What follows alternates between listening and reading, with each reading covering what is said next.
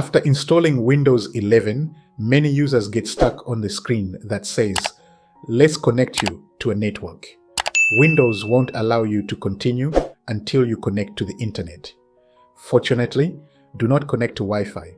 Do not plug in an Ethernet cable. Stay on the screen. Press Shift plus F10. This opens command prompt. Inside command prompt, type OOBE\BYPASSNRO, then press Enter. Windows will automatically restart. Wait for the computer to reboot. After the restart, go through the setup again until you reach the network screen. This time you'll see a new option, "I don't have internet." Click it. Continue with your normal setup. Enter your preferred username. Create a password if you want. Click Next.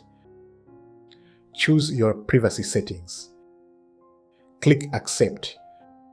Windows will finish preparing your desktop. After a few moments, Windows 11 will load successfully. Once Windows installation is complete, you can connect to the internet at any time. You can also sign into a Microsoft account later if you wish. This method simply lets you finish setup without requiring an internet connection. And that's how to bypass the "Let's connect you to a network" screen during Windows 11 installation using OOBE\BYPASSNRO. If this video helped you, don't forget to like, share and subscribe to IT Next for more Windows tutorials and troubleshooting guides. Thanks for watching, and I'll see you in the next video.